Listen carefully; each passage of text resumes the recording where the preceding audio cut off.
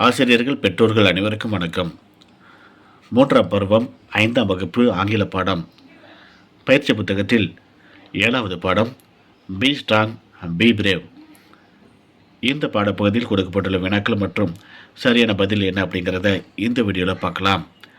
Complete the sentence with the correct word. The wooden fence is beautiful. The children are scared of the monster. My little son is not afraid of dogs. Abhi is a brave girl. Choose and write the correct word. The monster looks scary in Divya's dream.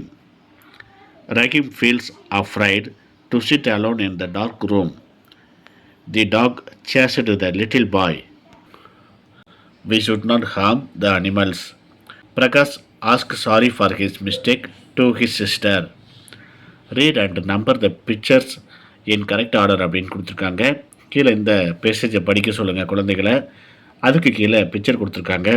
இதை order படி number போட சொல்லுங்கள். நான் இங்கே போட்டிருக்கேன் பாருங்கள். Find the meaning and right a sentence using that word.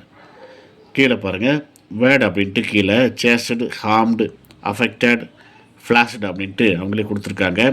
அதுக்கு meaning பக்கத்தில் நம்ம எழுதி காட்டியிருக்கிறோம். சென்டென்ஸ் அது பக்கத்துலேயே சென்டென்ஸ் அப்படிங்கிற இடத்துல அதை ஒரு வாக்கியத்தில் அமைத்து நம்ம எழுதி காட்டணும். இதே போல் எழுதுவதற்கு பயிற்சி கொடுங்க குழந்தைகளுக்கு. ரீட் அண்ட் ரைட் அப்படின்ட்டு இந்த பகுதியை பாருங்கள்.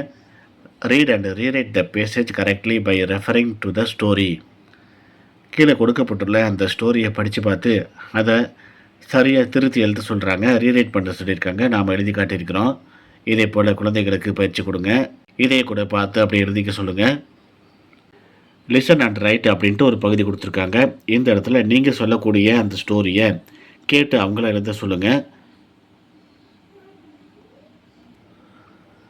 Tick the correct opposite gender for the picture அப்படின்ட்டு பிக்சர் கொடுத்துருக்காங்க. அதுக்கு பக்கத்துலேயே அந்த பிக்சருக்கு ஆப்போசிட் ஜெண்டர் என்ன அப்படின்னு சொல்லி கேட்குறாங்க. முதல்ல ஒரு பாட்டியோட படம் போட்டிருக்காங்க. இதுக்கு சரியான ஆப்போசிட் ஜெண்டர் இந்த லாஸ்ட்டில் இருக்கு பாருங்கள், கிராண்ட் ஃபாதர்.